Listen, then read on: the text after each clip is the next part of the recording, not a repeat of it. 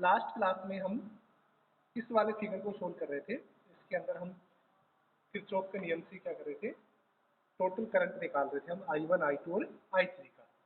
एक बार वापस से मैं देख लेता हूँ थोड़ा। इसमें आपको करंट की डायरेक्शन गिवन है इसमें, ठीक है ना। तो आप इसमें ध्यान से देखिएगा, तीन I1, I2 और I3 तीन आपके पास वेरिएबल है। अब इन तीनों वेरिएबल से आप देखेंगे कि आपको तीन इक्वेशन बनानी पड़ेंगी, तभी सोल्व हो पाएगी ये, यानी क्योंकि तीन वेरिएबल है I1, I2, I3।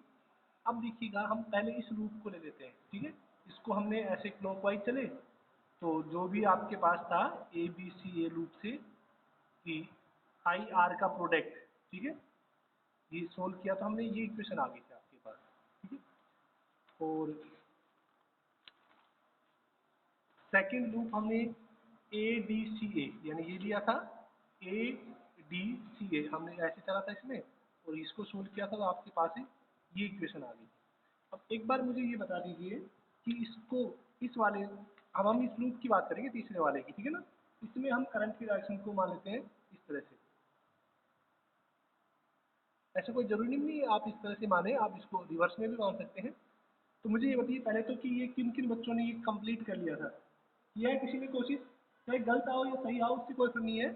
आप मुझे ये बताइए कि कोशिश किस किसने की थी।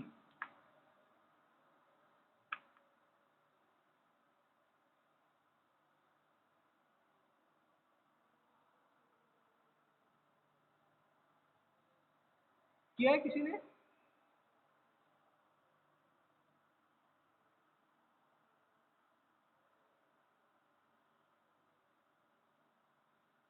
जतिन, ये अंजलि वगैरह, ये किसी ने नहीं किया क्या?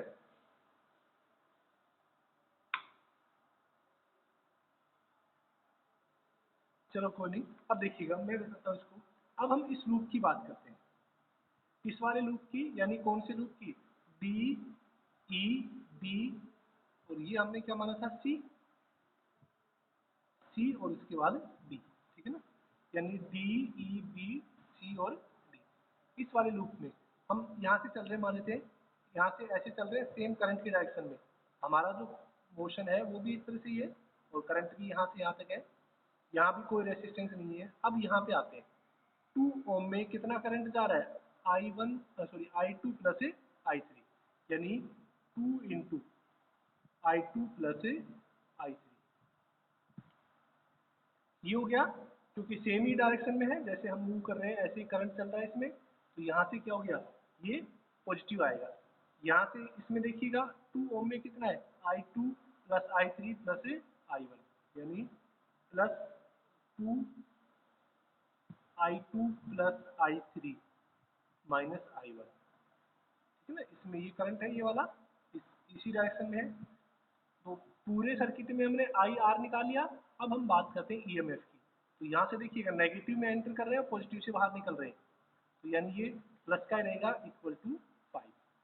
यानी इसको अगर सोल्व करेंगे हम, देखिएगा कितना, -2I1, भाई 2 इंटू I1 हो गया, -2I1 हो गया, 2I2 और 2I2 कितना हो गया, +4I2, ये हमने लिख दिया। यहाँ से I3 कितना हो गया, 2I3 ये रहा और 2I3 ये है, +4I3, ये आपके पास आ गया। यानी ये आपके पास जो इक्वेशन है वो इक्वेशन कौन सी होगी, थर्ड इक्वेशन होगी, ठीक है। यानी हमने फर्स्ट सेकंड थर्ड की बात कर ली थी कि फर्स्ट सेकंड थर्ड में। अब देखिएगा, एक बार मैं आपको तीनों इक्वेशन वापस से लिख के बताता हूँ पेज पर। एक बार इस पेज पे ले लेते हैं। फर्स्ट इक्वेशन कौन सी है, देखो, मुझे लगा है तुमने कोशिश ही नहीं की होगी इसको सोल्व करने की, अदरवाइज ये हो जाता। सिंपल मैथमेटिक्स है। पहली क्वेश्चन है आपके पास है I1 plus 6I2 plus 2I3 equal to 10। ये इक्वेशन फर्स्ट है, आप सभी को पता है, ठीक है। इसको हमने इक्वेशन फर्स्ट नाम दे दिया। इसके बाद जो सेकंड इक्वेशन थी उसकी अगर हम बात करें तो वो थी आपके पास 7I1 minus 6I2 minus 2I3 equal to 10। ये आपके पास है सेकंड इक्वेशन, ठीक है। अब इन दोनों इक्वेशन को सोल्व कर लीजिए, ठीक है। और तीसरी तो हमने लिखी हुई है, अभी उसको यूज नहीं करेंगे कि हम इक्वेशन ऐड इक्वेशन 1 एंड 2।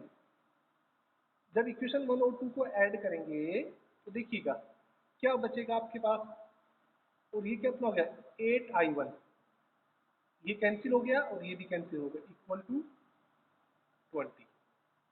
ये 10 प्लस 10 कितना हो गया 20, या i1 इक्वल टू 20/8, यानी ये आपके पास आएगा 2.5 एम्पियर। यानी ये आपके पास किसकी वैल्यू आ गई, i1 की वैल्यू। मुझे बताइए कि यहाँ तक किसी को दिक्कत कि i1 की वैल्यू में किसी को, ठीक है।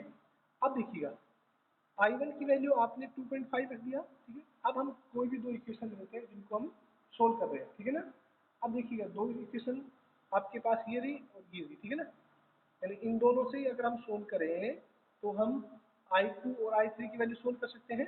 यानी i1 आपके पास 2.5 है, ठीक है। तो देखिए बाई इक्वेशन 1 एंड 2। हाँ, नहीं ग्रुप में सेंड कर दिया मैंने मैसेज, देखो एक बार। 12th क्लास, अरे ये उल्टा क्लास दूसरी क्लास में सेंड कर दिया।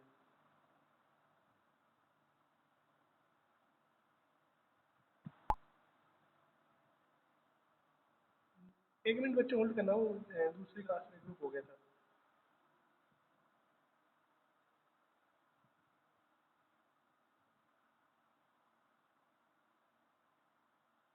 जो ओल्ड, तुम ये ध्यान रखा करो, इसका वेट मत किया करो कि सर वो करेंगे।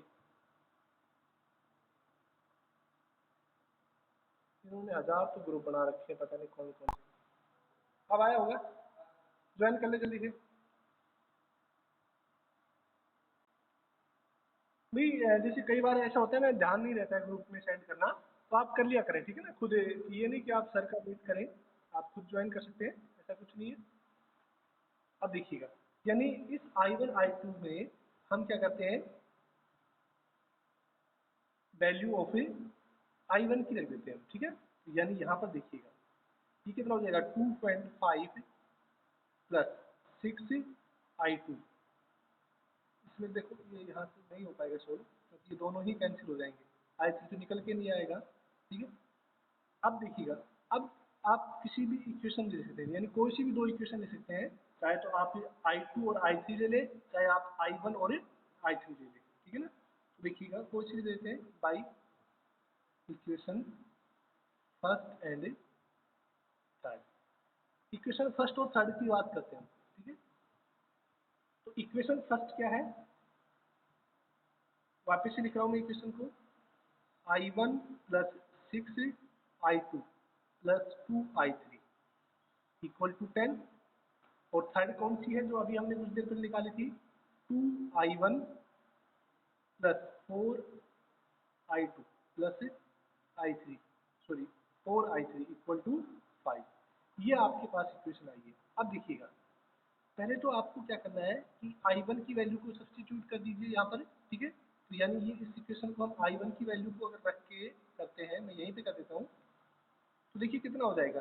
i1 की वैल्यू कितनी है 2.5, मैं सीधा ही रख रहा हूँ, ये 2.5 इधर आएगा तो माइनस में हो जाएगा, ठीक है। और यहाँ पे देखिएगा ये 2i3 है और ये 4i3 है, ठीक है। अगर मैं इस इक्वेशन को 2 से मल्टीप्लाई कर देता हूँ तो ये क्या हो जाएगा, इक्वल हो जाएंगे, फिर हम इसको डिस्कस कर लेंगे, ठीक है। तो ये देखिए कितना बचेगा आपके पास है 12i2, 2 से मल्टीप्लाई कर रहा हूँ मैं डायरेक्ट, ठीक है ना, प्लस 4i3 इक्वल टू, ये हो जाएगा आपके पास 20 माइनस 5। 5 कहाँ से आया है, ये इस i1 को मल्टीप्लाई करेंगे 2 से, तो ये इधर माइनस का 2i2 आएगा, और वो कितना हो जाएगा माइनस का 5, क्योंकि 2.5 वहाँ कितना हो जाएगा माइनस का। और इसमें हमें कोई चेंज नहीं करना है, ठीक है। यानी ये कितना हो गया आपके पास है 4i2 plus 4i3 equal to 5 minus ये 2i1 इधर आएगा तो ये भी कितना हो जाएगा 5 हो जाएगा, 0 बचेगा। यानी इसको जब सोल्व करेंगे हम तो ये तो कैंसिल हो गया कितना। अब इसको देखो, सब्ट्रैक्ट कर लो, ये माइनस माइनस और ये माइनस, ठीक है। तो ये तो आपके पास कितना बचेगा 8i2, ये कैंसिल हो गया यहाँ पर 15 है ऊपर और यहाँ पे 0 है, तो कितना बचेगा आपके पास है 15, और i2 इक्वल टू कितना हो जाएगा 15/8, ये कर लेंगे बच्चों। यानी ये i2 की वैल्यू आ गई आपके पास। अब किसी भी इक्वेशन में, चाहे आप i1 हो चाहे i2, ठीक है ना, किसी भी इक्वेशन में आप क्या करेंगे i1 और i2 की वैल्यू को पुट करके, ठीक है, और उसको क्या कर लेंगे फिर आप i3 की वैल्यू भी सब्स्टिट्यूट कर लेंगे, हो जाएगा, कोई दिक्कत।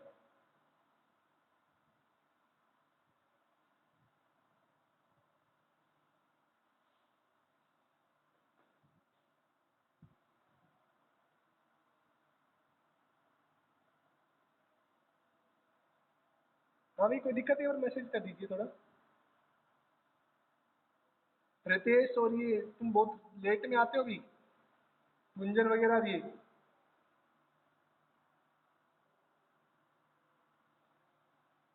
आपने एक दो क्वेश्चन किए हैं कि कोई आइडियली कोई एक दो क्वेश्चन है कि किसी के पास आपने कोशिश की हो सोल्व करने की।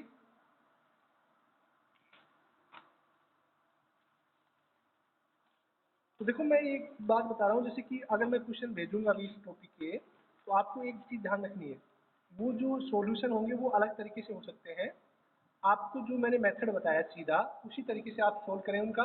अब बस आप लास्ट में आंसर मैच करा लें, ठीक है ना।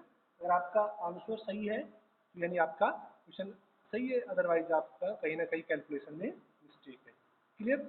अब देखिएगा नेक्स्ट टॉपिक की बात करते हैं हम, व्हीट स्टोन ब्रिज।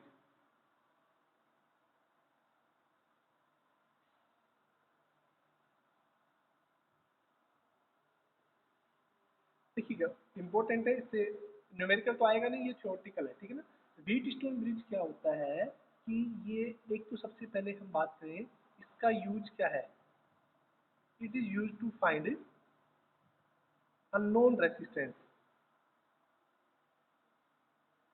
ठीक है। तो आपसे पूछा जाए कि व्हीट स्टोन ब्रिज है वो किस काम आता है, तो अननोन रेसिस्टेंस को फाइंड करने के काम आता है। क्लियर। अब देखिएगा दूसरी चीज है कि इसका जो प्रिंसिपल है वो क्या होता है, ठीक है। यानी पहले तो ये किस पर बेस होता है, based on A,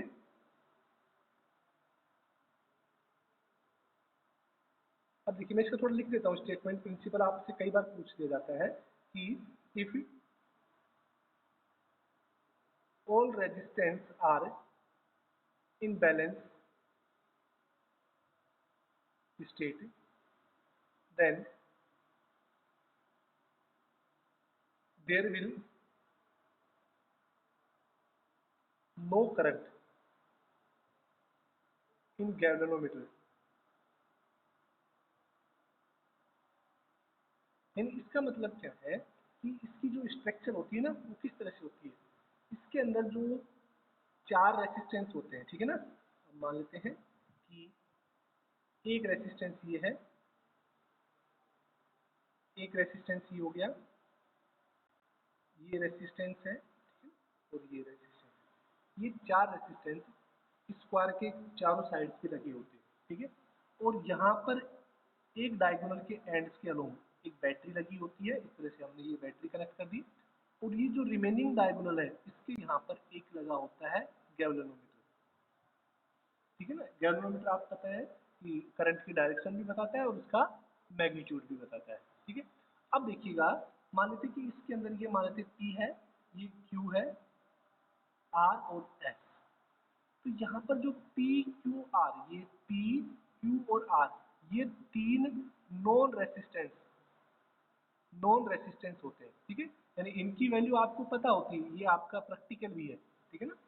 wheat stone bridge का आपके प्रैक्टिकल भी है। अब देखिएगा यानी इसमें पी क्यू आर, ये तीन तो क्या है नॉन रेसिस्टेंस है, हमें एस की वैल्यू निकालनी होती है। एस क्या होता है, अननोन रेसिस्टेंस होता है, ठीक है ना। तो ये ध्यान रखना है कि व्हीट स्टोन ब्रिज क्या काम आता है, ठीक है। तो ये अननोन रेसिस्टेंस को फाइंड करने के काम आता है। इसका प्रिंसिपल क्या है, देखो इफ ऑल आर, यानी ऑल आर को resistance, are in balance state, यानी जितने भी रेसिस्टेंस हैं अगर वो बैलेंस स्टेट में है then there will be no current in galvanometer. इसका मतलब क्या हुआ, ये जो P Q R S ये चार हैं, अगर ये बैलेंस स्टेट में, बैलेंस का मतलब क्या हुआ कि P अपॉन Q किसके बराबर हो, R बाई S, इन दोनों साइड का जो रेसिस्टेंस है उनका जो रेशियो है, अगर इन दोनों के रेशियो के बराबर है तो हम क्या बोल सकते हैं कि इस गैल्वेनोमीटर के अंदर से कोई करंट फ्लो नहीं होगा, ठीक है ना, नो करंट फ्लो द गैल्वेनो, यही इसका क्या होता है, प्रिंसिपल होता है। अब देखिएगा, चाहे तो आप इनका ये रेशियो भी देखो, P upon R equal to Q upon S, ये भी आप निकाल सकते हैं, ठीक है ना, ये भी ट्रू है इसके लिए और ये भी क्या है, ट्रू है, ठीक है। इसको हमें प्रूव करना है, ये भी हम बात करेंगे। तो सबसे पहले तो आप गैल्वेनोमीटर के बारे में, सॉरी व्हीटस्टोन ब्रिज के बारे में इतना जानिए कि ये अननोन रेसिस्टेंस को फाइंड आउट करने के काम आता है, ठीक है। सबसे इंपॉर्टेंट इसका प्रिंसिपल, कई बार एग्जाम में डायरेक्टली पूछा जाता है, write the principle of Wheatstone bridge, ठीक है। व्हीटस्टोन ब्रिज का प्रिंसिपल क्या है कि if four resistance are in balance state, अगर ये एक ही अननोन रेसिस्टेंस होता है क्या, हाँ ये तो कह रहा हूँ, ये एक ही अननोन होता है, ये तो हमें नोन होते हैं, अगर इसमें आपको तीन पता है तो चौथा आप अपने आप ही निकाल लेंगे क्रॉस मल्टीप्लाई करके, यहाँ से एच निकाल लेंगे आप, किस तरह से, एच इक्वल टू कितना हो जाएगा, R into Q by P, इस तरह से निकाल लेंगे। तो इसमें एक ही आपको निकालना होता है, ये तीन तो आपको पता होता है, ठीक है ना, ये प्रैक्टिकल है इसलिए देखिएगा। तो सबसे इंपॉर्टेंट एक तो चीज क्या है, इसका प्रिंसिपल, ये बहुत बार एग्जाम में इंडिविजुअल रूप से पूछा गया है कि right the principle of Wheatstone bridge, ठीक है, क्योंकि इसके बाद जो भी मीटर ब्रिज आएगा या पोटेंशियोमीटर आएगा वो सारे व्हीटस्टोन ब्रिज के ऊपर ही वर्क करते हैं। तो इसका मेन प्रिंसिपल क्या है कि if the ratio of resistance, ठीक है ना, of side in Wheatstone bridge are in balance state, ठीक है ना, then there will be no current in the galvanometer, ठीक है ना, यानी यहाँ पे इसमें कोई भी करंट, यानी ये जो डिफ्लेक्शन होगा, इसमें जो डिफ्लेक्शन होगा वो कितना हो जाएगा, जीरो हो जाएगा, यानी अगर ये रेशियो है बराबर है तो इनमें डिफ्लेक्शन कितना हो जाएगा, जीरो हो जाएगा। अब देखिएगा इसका क्वेश्चन पूछा गया है, कई बार पूछा भी गया है इसके क्वेश्चन, देखो किस तरह से आपसे क्वेश्चन पूछेगा, देखो एमसीक्यूज आएंगे तो ऐसा तो कोई क्वेश्चन नहीं आएगा कि उस रेशियो को सोल्व करने में आपको 5-7 मिनट लगे, अब इस तरह से दे देगा वो, ये एक रेसिस्टेंस दे दिया, एक रेसिस्टेंस ऐसे दे दिया, एक ऐसे दे दिया, ये चार, ये दे दिया 5, ये दे दिया 10, ये दे दिया 4, तो आपसे पूछ लेगा कि यहाँ पर जो रेसिस्टेंस एस है उसकी वैल्यू कितनी होगी, तो बता सकते हो आप, ये बैलेंस स्टेट में है, ठीक है ना,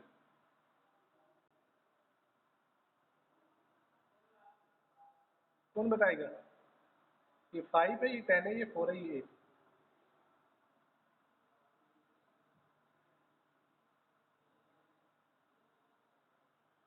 तो सीधा सा है देखो 5 10 यानी 2 टाइम्स हो रहा है, ठीक है ना, यहाँ से, तो यहाँ से फोर्स कितना होना चाहिए, 8 हो जाएगा, ठीक है ना।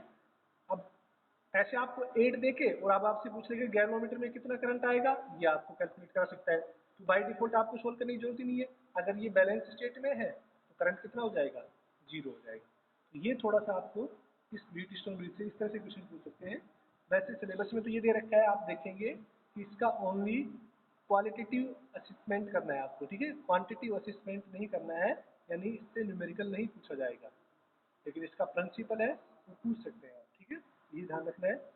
अब देखिएगा इसको हम प्रूव कर लेते हैं कि ये कैसे होता है, कि व्हीटस्टोन ब्रिज है, ये प्रूव किस तरह से, देखो आप ये सोचना नहीं है कि सर जो चैप्टर फर्स्ट यानी जो पीटी टर्म फर्स्ट है वो ऑब्जेक्टिव होगा तो उसमें डेरिवेशन नहीं आएंगे, जो सेकंड पीटी है वो उसमें आपको कंप्लीट सिलेबस आ सकता है, ठीक है ना, तो ये दिमाग से निकाल देना आप, क्योंकि अगर आप डेरिवेटिव पार्ट ही नहीं करेंगे, आप सोचेंगे कि केवल न्यूमेरिक वो करना है हमें तो एमसीक्यूज, तो ये ध्यान रखना कि अगर आप इस टाइम ऐसे तो फिर मैं भी करा देता सीधे एमसीक्यूज एमसीक्यूज, डेरिवेशन पे जाता ही नहीं, इसके मेन कॉन्सेप्ट देता, लेकिन ये ध्यान रखना जो सेकंड आपका टर्म होगा, ठीक है, और शायद मुझे नहीं लग रहा कि अब ये दोबारा से अगर वापस से कोरोना सही अब प्रॉपर सही हो गया वैक्सीन वगैरह, तो मुझे नहीं लगता कि ये सिस्टम को वापस से रिमूव कर दें, ये एमसीक्यूज टाइप का सिस्टम वगैरह प्रॉपर जो पहले एग्जाम होते थे उसी तरह से कर सकते हैं डेरिवेटिव पार्ट।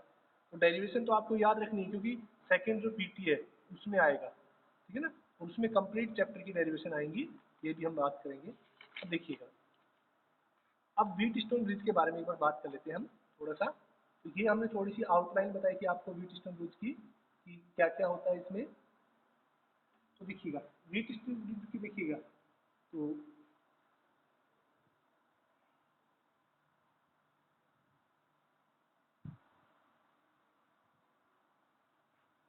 बच्चों जो नोट्स आपको प्रोवाइड करा रहे हैं वो पढ़ा करें आप, ठीक है ना, क्योंकि मैं यहाँ पर जो समझाता हूँ, ठीक है, नोट्स में आपको प्रॉपर लाइनिंग लिखी होती है, एक एक लाइन का मीनिंग समझ में आता है, तो आपको नोट्स में से लिखना है, ठीक है। कई एक दो बच्चे मैसेज करते हैं कि सर हम और कहीं से लिख रहे हैं, ठीक है ना, कल भी एक बच्चे परसों भी एक बच्चे ने मैसेज किया था कि सर हम और कहीं से लिख रहे हैं। तो देखिएगा, मैं बोलूँगा नहीं वो कि मतलब, लेकिन अपना प्रॉपर तैयार रखें आप, ठीक है ना। कहीं और से तो मुझे नहीं जब ऐसा नहीं लगता कि तुम इतना वो लिख लोगे उसको कहीं और से, ठीक है। अब देखिएगा हम इसको प्रूव करेंगे कि व्हीट स्टोन ब्रिज को हम किस तरह से प्रूव कर सकते हैं। तो मान लेते हैं कि ये एक ही व्हीट स्टोन ब्रिज के अंदर ये गैल्वेनोमीटर लगा हुआ है, ठीक है, ये एक रेसिस्टेंस हो गया, ये दूसरा रेसिस्टेंस हो गया, ठीक है ना, ये तीसरा रेसिस्टेंस हो गया यहाँ से, और ये नेक्स्ट ये हम मानते पी क्यू आर और एस, ठीक है। और ये हमने क्या किया है यहाँ पर एक ही बैटरी जोड़ दी इसके साथ के, और ये पोटेंशियल सोर्स हमने क्या कर दिया, प्रोवाइड करा दिया। अब देखिए व्हीट स्टोन ब्रिज क्या प्रिंसिपल क्या कहता है कि अगर ये रेशियो सेम है तो इसके अंदर से कोई करंट नहीं जाएगा। तो प्रैक्टिकल करेंगे हम भी उस टाइम भी यही ध्यान रखेंगे इसमें कि ये रेशियो क्या होना चाहिए, सेम होना चाहिए। अब इसको हम प्रूव कर लेते हैं। तो मान लेते हैं कि इस बैटरी से हमने करंट निकाला आई, ठीक है, इस बैटरी से हमने कितना करंट निकाला, आई करंट निकाला। तो इस पॉइंट पर जाते ही इस पॉइंट को हम क्या बोलेंगे, नाम तो याद होगा ना, जंक्शन। इस पॉइंट को क्या बोलते हैं हम, जंक्शन बोलते हैं, जहां पर थ्री वे करंट हो जाता है। और किरचॉफ का पहला नियम क्या कहता है कि जंक्शन पर जो आने वाला करंट है वो हमेशा जाने वाले करंट के बराबर होगा। तो मान लीजिए इधर करंट है वो I1 चला गया, कितना चला गया, I1, और इधर करंट है वो हम मान लेते हैं I2 चला गया। तो ये आप कंफ्यूज नहीं होना कि यानी जो I है उसको हमने किस में डिवाइड कर दिया, I1 प्लस I2 में। आप चाहे तो इसको I माइनस I2 भी लिख सकते, I1 भी लिख सकते हैं, क्योंकि देखो I1 इधर निकाल दिया तो यहाँ पे I आ रहा था, तो यहाँ पे कितना बचेगा, I माइनस I1 भी बचेगा, लेकिन हमने थोड़ा सा वो लेंदी हो जाएगा, इसलिए हमने क्या मान लिया I2। तो देखो यहाँ से I2 इधर आएगा, यहाँ से I1 जा रहा है। ये जो गैल्वेनोमीटर है इसकी अगर हम बात करें, ठीक है ना, मान लेते कि इसमें करंट है वो कितना गया, आई जी मान लेते हैं, जी फॉर गैल्वेनोमीटर, ठीक है। आप I3 भी मान सकते हैं, ये कितना मान लेते हैं, हमने मान लिया IG।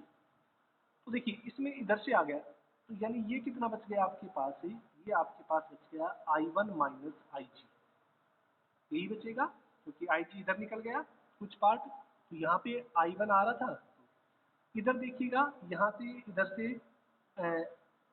I2 आ रहा है, इधर से IG मिल गया इसमें, यानी यहाँ पर कितना हो गया, इधर से जो करंट है I2 प्लस IG, और यहाँ पर पहुँच के वही I1 प्लस I2, यानी ये किसके बराबर है, I के बराबर है। ये पूरा वापस से सर्किट में आ गया, जब हम स्विच को ऑन करेंगे तब होगा ये सब कुछ, ठीक है ना। तो अब देखिएगा इसको हम प्रूव कर रहे हैं, ठीक है ना, कि यहाँ पर हम क्या लगाएंगे, किरचॉफ का नियम लगाएंगे और उससे हम क्या करेंगे, प्रूव करेंगे। तो ये लैंग्वेज आप वहाँ से लिखना कि consider for resistance P Q R S R connected या fix on the side of a square, a battery of its voltage be connected to the diagonal end and the a galvanometer of its internal resistance small r connected to the diagonal of a opposite diagonal, ठीक है। इसको हम मानते A B C और इसको मानते D, ठीक है। और ये आपके पास बैटरी है ईएमएफ सोर्स का, ठीक है, इसको भी मान लो आप चाहे तो इसको EMF में मान सकते हो, ठीक है, दोनों एक ही बात है, हमने V और E में डिफरेंस बता दिया है। अब देखिएगा हम इस लूप की बात कर लेते हैं पहले, आपको दिख रहा है ये वाला लूप, ठीक है, यानी इस लूप से अगर हम बात करें तो यहाँ पे देखिएगा कितना करंट हो जाएगा, ठीक है, यानी ए बी डी ए से, यानी loop A B D A से अगर हम बात करें तो यहाँ से स्टार्ट कर रहे हैं हम, ठीक है, और हम मान लेते हैं ऐसे चल रहे हैं, आप शायद ऐसे भी ले सकते हो, तो आप पे डिपेंड कर रहा है। देखिएगा यहाँ से यानी P इंटू आई वन, यहाँ से P इंटू आई वन, यहाँ पे आइए, यहाँ से प्लस G इंटू आई जी, मान लेते इसका इंटरनल रेजिस्टेंस कितना है, G है, ठीक है ना, और माइनस, देखो हम ऐसे आएंगे ना तो ये करंट ऐसे चल रहा है और हम ऐसे चलेंगे तो माइनस हो जाएगा, minus I into R into I T, ठीक है, ये इक्वेशन फर्स्ट होती है। या फिर इसको हम क्या बोल सकते हैं, if there is no current in BD branch, अगर BD ब्रांच में कोई करंट नहीं है तो ये कितना हो जाएगा, जीरो हो जाएगा, तो यानी ये आपके पास कितना बचेगा, मैं दूसरा पेज देता हूँ,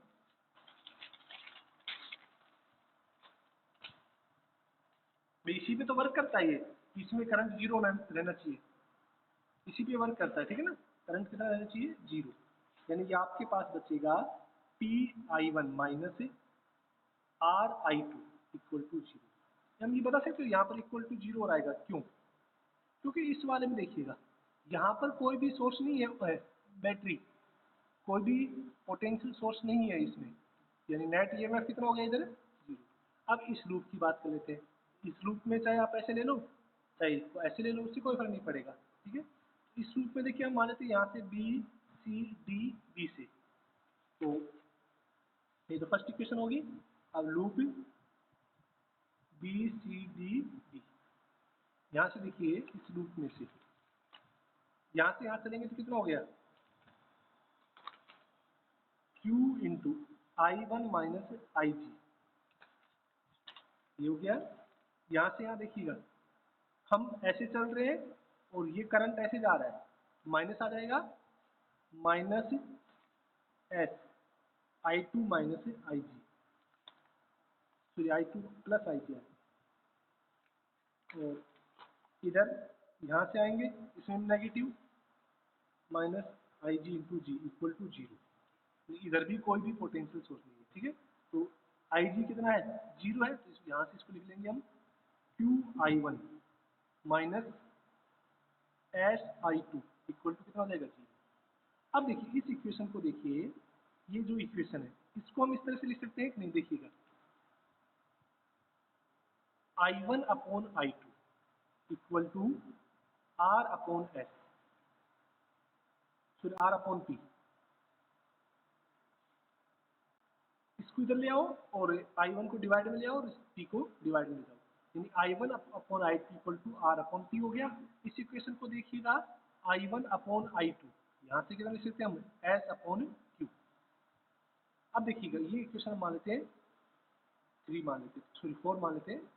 अब देखिए इस इक्वेशन से और इक्वेशन से, इन दोनों इक्वेशन से देखिएगा I1 I2 को अगर लेफ्ट साइड इक्वल है तो यानी R अपॉन P कितना हो जाएगा, S अपॉन Q लिख सकते हैं, इसको आप ऐसे भी लिख सकते हो P upon R equal to Q by S, ये प्रूफ करना है आपको, तो यहाँ से S कितना हो जाएगा, P बाई R, ठीक है ना, सॉरी S इक्वल टू हो जाएगा R by P into Q, ये इस तरह से हम S की वैल्यू निकाल सकते हैं। ये क्या है, इसका प्रूफ है। वैसे तो आपको यहाँ तक ही छोड़ना है इसको, तो आया समझ में आपको, केवल यहाँ पर किरचॉफ का नियम लगाएंगे हम इसके अंदर, दोनों लूप के अंदर, और हम वहाँ से सोल्व कर लेंगे। अच्छा टॉपिक है व्हीटस्टोन ब्रिज, प्रैक्टिकल भी है, तो जो एग्जामिनर आता है वो प्रैक्टिकल के क्वेश्चन पूछता है यहाँ से कि व्हीटस्टोन ब्रिज का प्रिंसिपल बताइए, ठीक है ना, PN लेके आपसे अननोन रेजिस्टेंस पूछ लेगा। बताइए कोई दिक्कत नहीं आ रही।